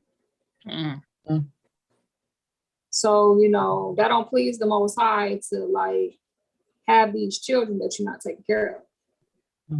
As women make it like that with the men, child support, and Everything we saw today, like if he's supposed to take care of the household, you're messing up his salvation and the thing of his role. My question, I'm curious, like to know, was it 4 different women? Was it 4 different? Is it? It was 4 different. It's 4 different child supports, though it looked like. See? If it And is, see, oh my goodness. the more money is already taken out of his check, the next person will probably get a smaller check. So that's probably why some of them other ones look like they were smaller. But I have a question. I have sisters, cousins, whatever. Everybody I know in my family, they put the man on child support. But my for real question would be, is it really because she need help, or is it because she mad?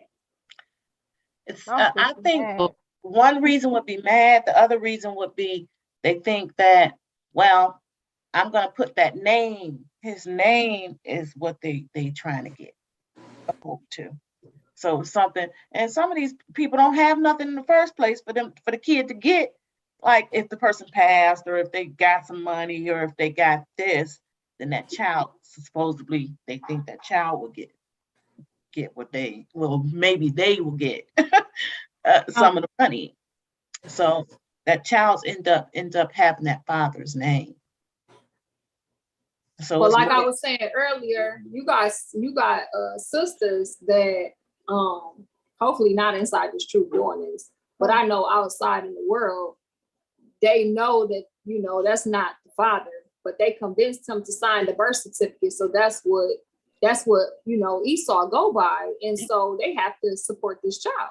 But see, that's another way of keeping them down. Just like they told them, if they don't come and take the test or whatever, or once it's signed, then they ain't gonna go and try to find out whether that you the father or not. What kind of stuff is that?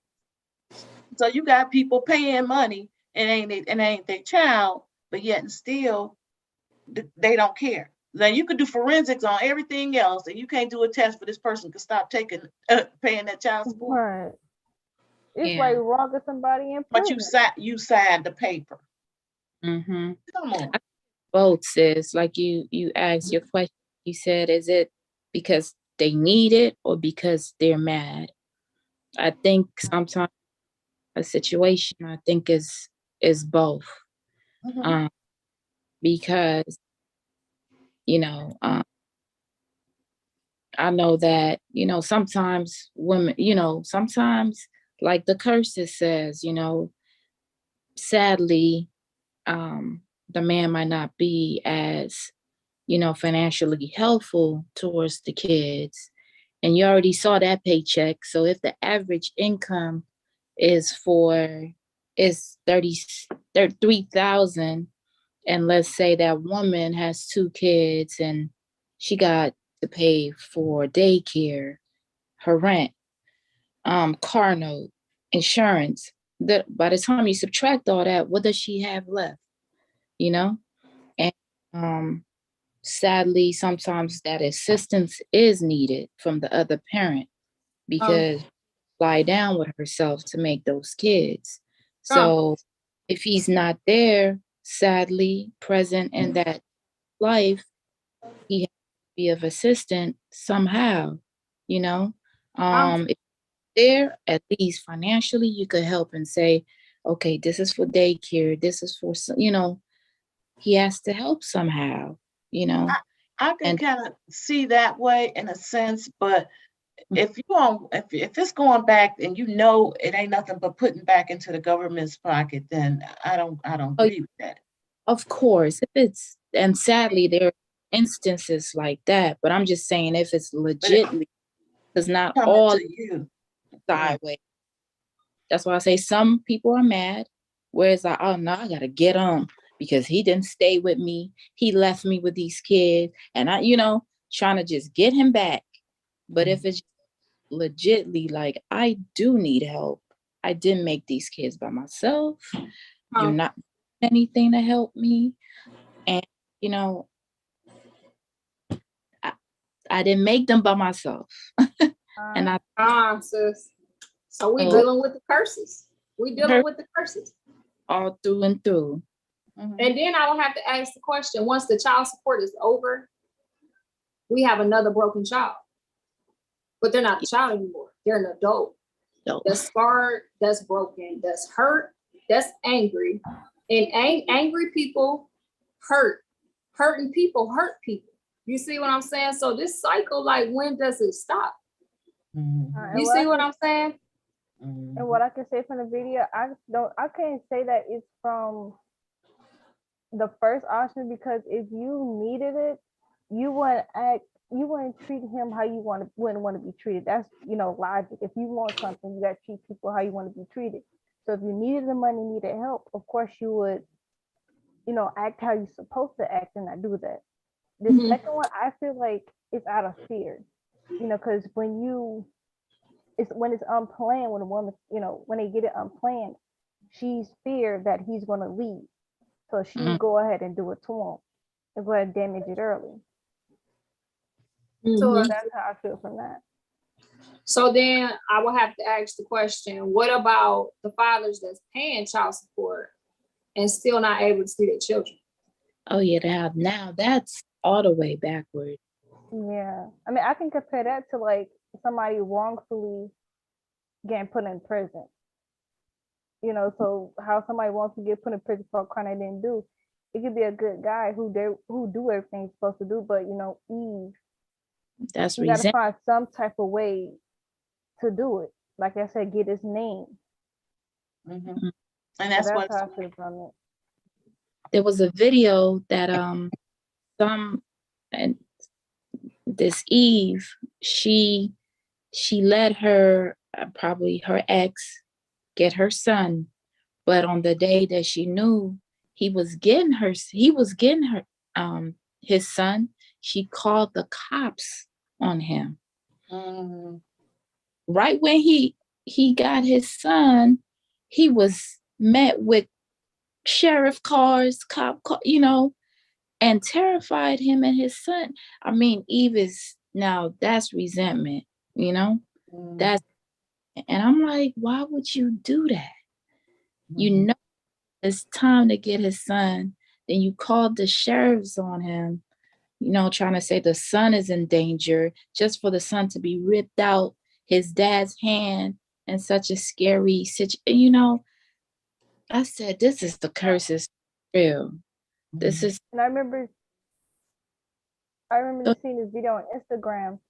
It was this woman. She was bragging about having 5 child support from 5 different guys. I mean, she's like, yeah, if you get one for each one of them, I basically don't gotta, spend my own money to pay my bills. So she was bragging all on Instagram about 5 of them from from different guys. That's wicked, because the Most High is getting fed up with the wickedness of Israel. You see what I'm saying? That's wicked. I got a couple more precepts, and then we're going to get the attributes of a righteous man, the attributes of a righteous woman, and then end it out with a couple of precepts. Let's go to Baruch 3:8.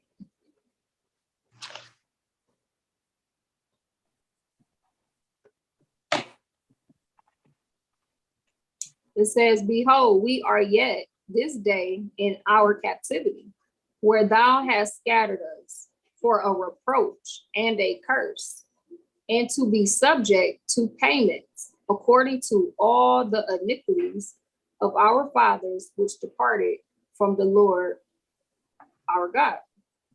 So y'all see that? That's a curse. Like, that's one of the heaviest curses that's put, I think that's put on the Israelite man.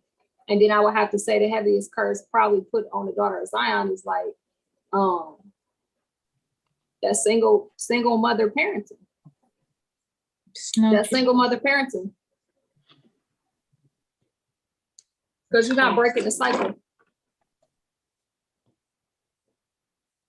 So sisters, got anything else on that? If not, we're gonna move and get actual righteous attributes, what we should be taking from the Bible and applying it to our life to like start undoing these curses, because that's just the righteous thing to do. Sisters, how do this stop? Like, how do we fix this? How does this get fixed? We gotta fix ourselves first. Yep, I was gonna say that. How do we do that, though? Effect. I would say You gotta talk. You gotta. Like I spend. Well, I don't spend a lot of time. Of course, I work, but talk with the kids, your daughter. You talk with them. You put them. You teach them 1, 2. You gotta teach them about the Most High. And how it was supposed to be in the first place, how things are. Like I was telling you that last video, the one with it might have been the one with the hairstyle. My granddaughter, she's 14, and she got a nice set of hair, but she's getting to the point where she wants to do a lot of stuff that she see her mom's doing, you know what I mean? And so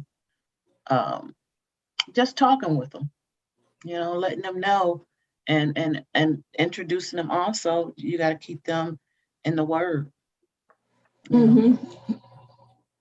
As a single mom, sadly, myself, I think, like Sis said, both of you, it starts with you, it starts with me acknowledging whatever I did within my marriage previously, whatever I did wrong, or taking accountability for that situation going awry,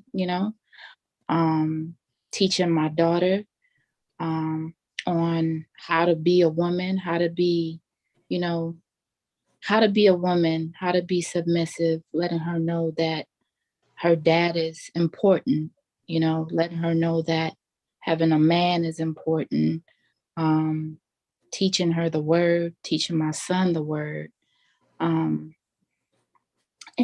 being as honest as you can regarding whatever happened between myself and their father.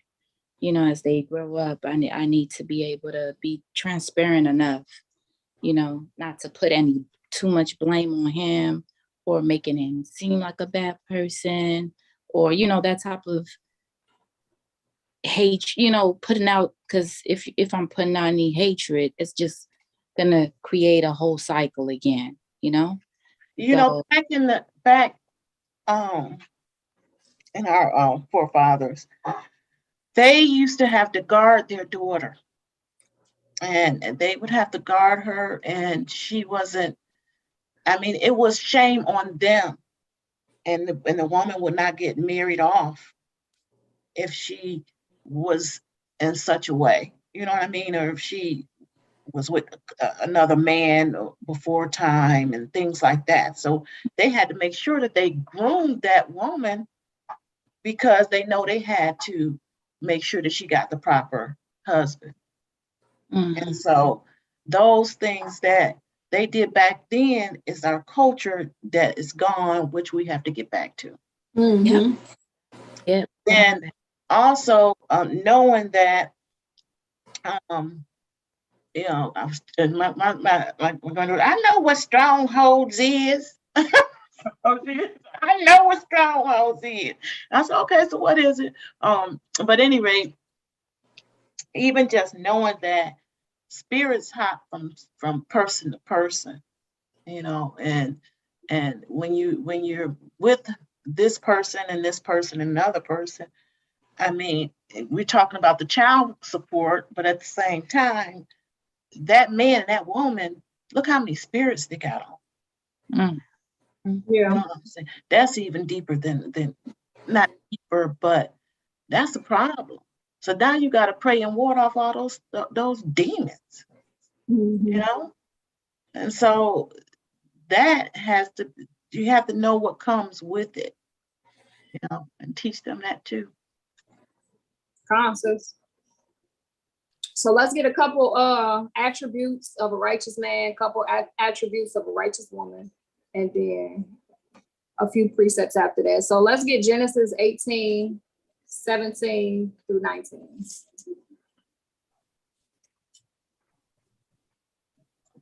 Genesis 18, 17. Okay, never mind.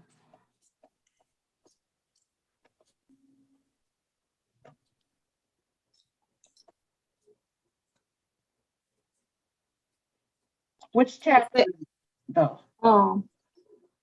18, Genesis 18, verse 17 through 19. It say, and the Lord said, shall I hide from Abraham that thing which I do, seeing that Abraham shall surely become a great and mighty nation, and all the nations of the earth shall be blessed in him. For I know him, Salakia, for I know him, that he will command his children and his household after him, and they shall keep the way of the Lord to do justice and judgment, that the Lord may bring upon Abraham that which he has spoken of him. That's attributes of a righteous man. A righteous man is going to teach his family to keep these law, statutes, and commandments. So let's get Hebrews 12, 6 through 9.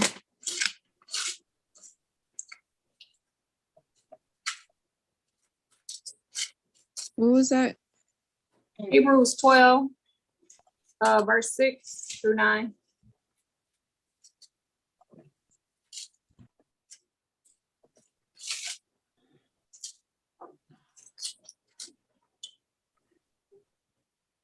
It says, for whom the Lord loveth, he chastised and scourgeth every son whom he received. If ye endure chastening, God dealeth with you as with sons. For what son is he whom the Father chastiseth not?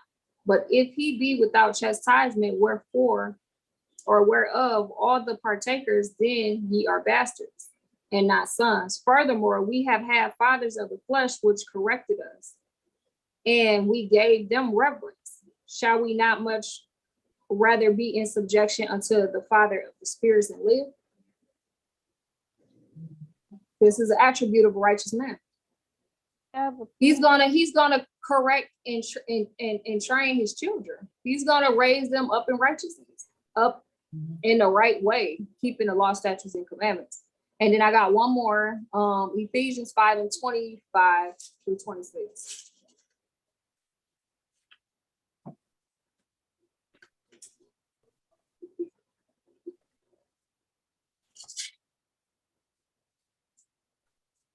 We said Ephesians 5.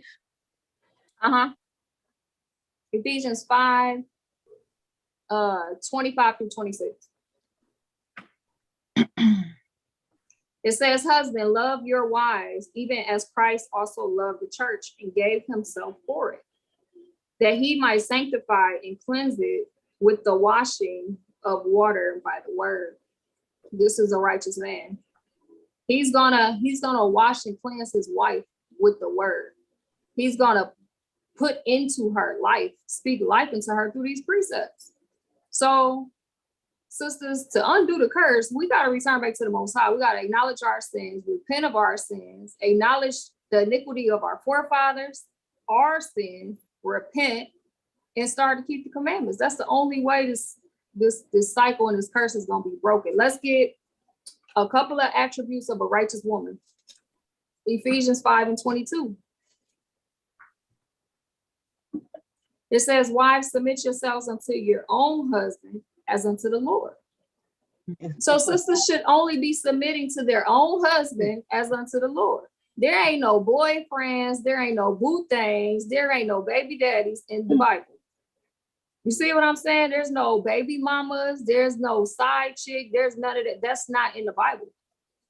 We got to return back to righteousness. Proverbs 31 and 26.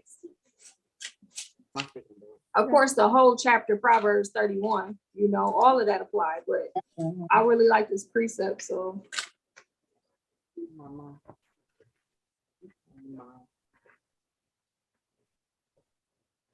Yeah, that's the thing, sis. We have to make marriage look, we have to, like you said, repent and go back to the Most High. Because right now in the world, marriage is like, put the cross up. Our people, oh, no, you know, and we're so comfortable in being in this situationships that we're not supposed to be in, that causes all these baby mamas, baby daddies, all this that we're having in our community. So to get that marriage back looking, what would be doing, you know? So Proverbs 31:26, it says, she opened her mouth with wisdom, and in her tongue is the law of kindness. Now, y'all seen them wicked sisters. It wasn't a stitch of law of kindness in their mouth, y'all. So this is returning back to these righteous attributes of a woman. And let's get one more.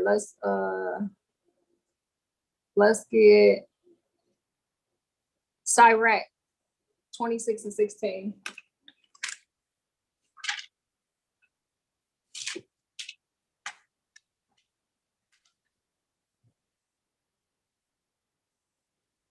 It says, as the sun when it arises in the high heaven, so is the beauty of a good wife in the ordering of her house. That's beautiful. These is the righteous attributes, the daughters of Zion should be striving for, And then I got a couple precepts to close out. Let's go to Leviticus 26:40.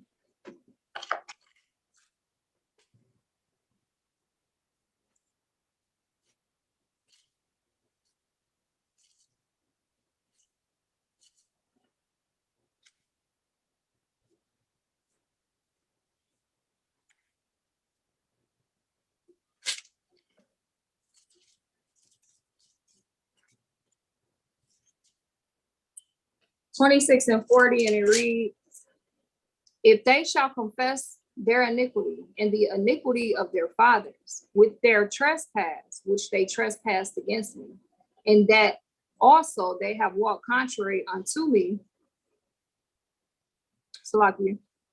and that I also have walked contrary unto them, and have brought them into the land of their enemies, if then their uncircumcised hearts be humbled, and they then accept of the punishment of their iniquity, then will I remember my covenant with Jacob, and also my covenant with Isaac, and also my covenant with Abraham, and I will remember, and I will remember and remember their land. This is the Most High requiring of us to get out of the condition that we're in, so we can go on home. Let's get 2 Chronicles 7:14. My favorite.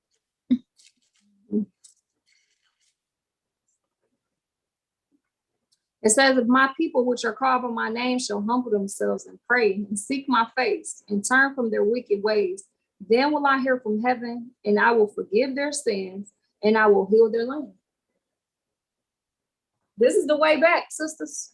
This is the way back to our God, to our Father Yahweh. This is how we get back. I got 2 more precepts in Baruch, and we're going to end it out. Baruch 4:6. Okay, tell me the other name for Baruch. What do you mean? What do you mean, sis? Baruch. Baruch. Baruch chapter 4 and 6. It says, ye were sold to the nations, not for your destruction, but because ye moved Yahweh to wrath. Ye were delivered unto the enemies. And then let's drop down to 4:21. It says, be of good cheer, O my children. Cry unto the Lord, and he shall deliver you from the power in the hands of thine enemies. So sisters, yes, it all started with being brought up in houses without our father, and it was just a vicious cycle. You know what I'm saying? Too much liberty, too much partaking of this wicked kingdom, turning the daughters of Zion into whores, rebellious women that don't want to submit, hate the Israelite man, pretty much Eve bought into, the Black agenda to destroy the Israelite family. And then the opposite of that, the Israelite man procreating and not taking care of their children. It's just a curse, y'all. It's a curse. But we gotta, like I said, acknowledge our sins and repent and return back to the Most High. But that's all I got, sisters. Anybody got precepts? or comments? I had a precept. Huh? So I said I have a precept. Okay. So let me back off. What you're saying, the attributes of a righteous man. I have Joshua 24:15, and it reads. Yes, I got to flip there. Okay, this is Joshua 24. What is it? Time. Joshua 24:15, it reads, and if it seem evil unto you to serve the Lord, choose you this day whom you will serve, whether the gods which your father served that were on the other side of the flood, or the gods of the Amorites in whose land ye dwell. But as for me and my house, we will serve the Lord. Sis. So I hope this was edifying to sisters. I hope, if it's something that you see that we brought out tonight that you might be still going through, you know what I'm saying? According to the curses, we know what the key is. Let's just grab it real quick. Deuteronomy 28:1. To reverse them curses, we got to return back to the Most High and keep His law, statutes, and commandments. That's the answer. Ain't no other way around it. And if you refuse to do that, it's just a matter of time for the Most High to destroy you. So Deuteronomy 28:1, and it shall come to pass that if thou shalt not hearken diligently unto the voice of the Lord thy God, to observe to do all His commandments which I command thee this day, that the Lord thy God will set thee on high above all nations of the earth, and all these blessings shall come upon thee and overtake thee, if thou shalt hearken unto the voice of the Lord thy God. So them the answers, sisters. We just gotta humble down and repent, get it right, acknowledge our sins, repent, get it right, keep the commandments, sisters. So that's all I got for tonight. All praises, sis. All praise. This most definitely opened my eyes up on the systems, like how this messes up our community. So this is the various videos we watch, especially the welfare ones. Like that one really tear everything apart. Wasn't that sad? She said they had 13 kids, and the woman told her the only way that they would help her is if the man moved out of state. He had to move out of state. They didn't want him moving down the street and then sneak it in the house a week later. They wanted to make sure he was out of her world. That's so wicked, y'all. I couldn't do that. We would have thug it out. Right. We got to go through it together. We'll find a way. But that's how we got to get back, man. We got to quit being enemies. Right. And the only way to do that is the love of the Most High. And we know the only way you get that is keeping the law, statutes, and commandments, man. Get that hatred out your heart. Because that's all it is. It's evil. But that's it, sisters. I'm gonna wish y'all an early, happy Shabbat. Everybody stay blessed, stay built up in the spirit, keep enduring. To he who endures unto the end, the same shall be saved. Sister Kia, and I think the other sister got off. But if you're interested in joining the group chat, just email me, and then I can email me with your number, and then I'll link you up to the group chat. You too, Sister Daughter of Zion. If you're interested, just email me with your number, and I'll link y'all up. I want to say shalom to everybody tuning in on the live. I hope it was edifying. And what'd you say, sis? So I'm gonna do it right after we get off. Sisters, I love y'all and continue to endure.